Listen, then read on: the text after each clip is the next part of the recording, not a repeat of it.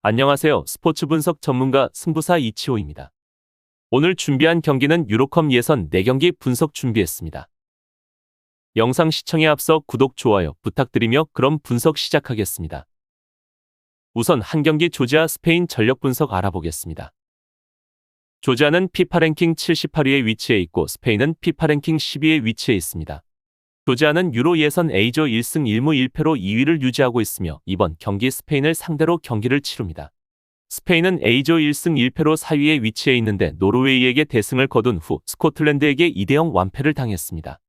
A조 1위는 스코틀랜드인데 현재 보여주는 경기력이 상당히 좋으며 예선 전승을 기록하며 압도적 1위를 유지하고 있고 본선 진출 가능성이 상당히 높습니다.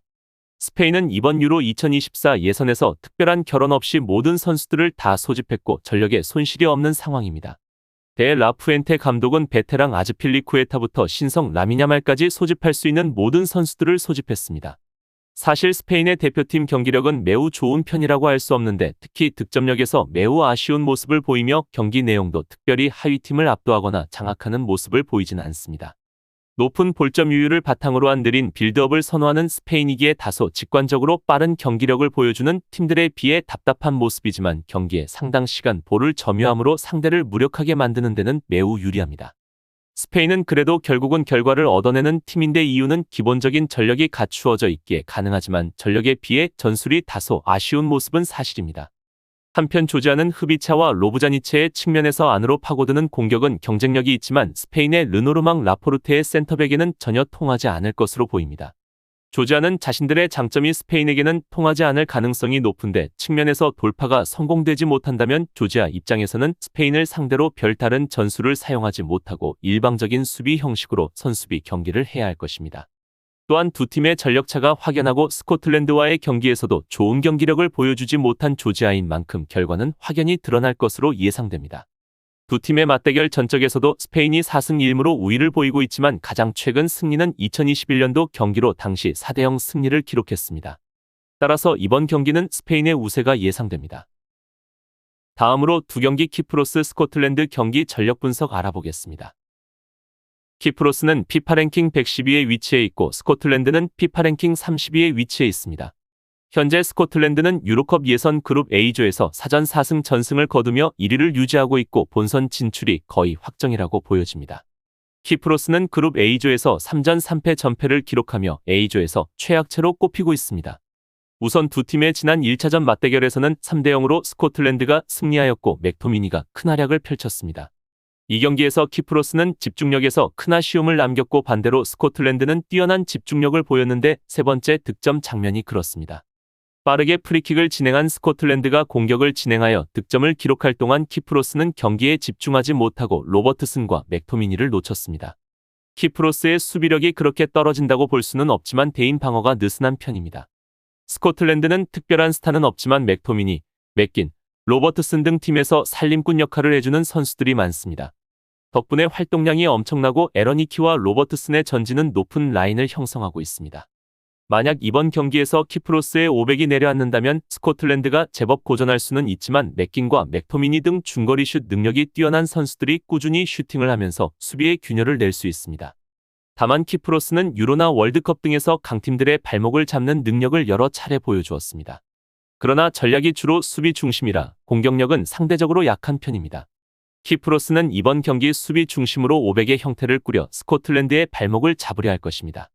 스코틀랜드는 특히 공수 양면에서 골고루 활약하며 득점을 생산하는 능력이 인상적인데 스코틀랜드는 공격적인 모습보다는 수비적 전략을 택해 저득점의 경기를 만들어가는 팀입니다.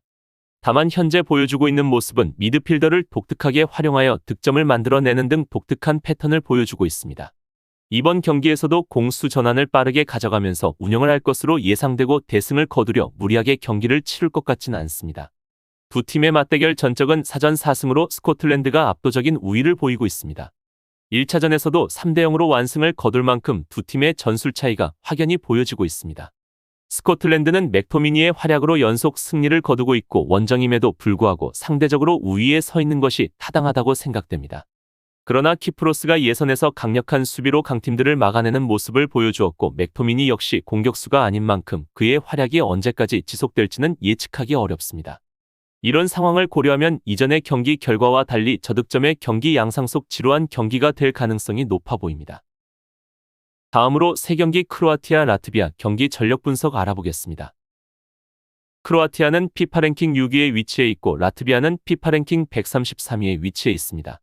크로아티아는 유로컵 예선 그룹 D조에서 1승 1무로 3위에 위치해 있고 라트비아는 D조 3전 3패로 5위를 기록하고 있고 D조 가장 약체로 꼽히고 있습니다. 크로아티아는 유럽 내에서의 경쟁력이 충분한 팀이며 월드컵에서 최근 꾸준히 성과를 내고 있습니다.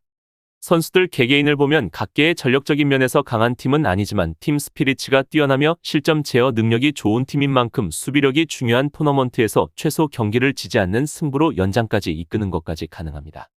크로아티아는 중앙 컨트롤 능력이 여전히 유효하다고 볼 수 있는데 그러나 공격이 중앙을 통과해야 하는 특성으로 인해 게임 속도가 다소 느리며 만주키치와 같은 주요 공격수의 부재로 크로아티아의 공격력이 매우 강하다고는 말하기 어렵습니다.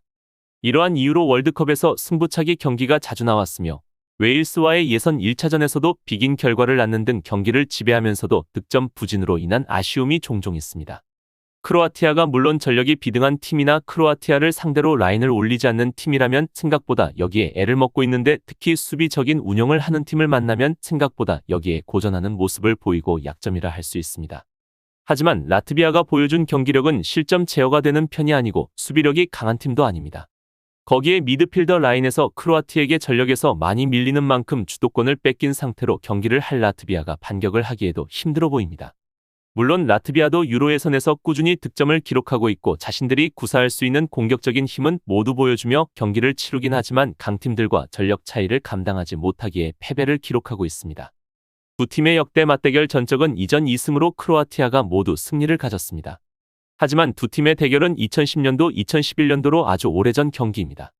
그렇지만 여전히 크로아티아가 보유하고 있는 전력이 라트비아에 비해 월등하고 최근 흐름을 봐서도 두 팀의 차이는 확연히 나타납니다. 이번 경기는 크로아티아가 중앙을 지배하며 일방적인 공격으로 우세한 경기를 펼칠 가능성이 높아 보입니다. 다음으로 4경기 터키 아르메니아 경기 전력 분석 알아보겠습니다. 터키는 피파 랭킹 41위에 위치해 있고 아르메니아는 피파 랭킹 90위에 위치해 있습니다. 두 팀은 유로컵 예선 그룹 C조에 속해 있는데 터키는 3승 1패로 조 1위를 유지하고 있고 아르메니아는 2승 1패로 2위를 기록하고 있습니다. 홈팀 튀르키예는 경기력의 기복이 매우 심한 편이지만 최근에는 어느 정도 전력의 안정이 된 상태입니다. 3승 1패의 성적으로 1위를 달리고 있는 튀르키예는 크로아티아와의 홈경기에서 패배를 제외하고 라트비아, 웨일스, 아르메니아에게 승리하며 유리한 위치입니다. 아르메니아는 터키와의 첫 경기를 패배하며 낮은 순위에 머물 것으로 예상되었으나 웨일스, 라트비아에게 내리 승리하면서 분위기를 반전시켜 터키와의 2차전에서도 승점을 얻을 수 있는 기대를 키워가고 있습니다. 한편 1차전에서 아르메니아는 터키를 위협했지만 아크티르콜루에게 역전골을 허용하며 2대1로 패배하였습니다. 그래도 경기의 내용은 대등했으며 아르메니아는 티그란 바르세간의 활약이 좋았습니다.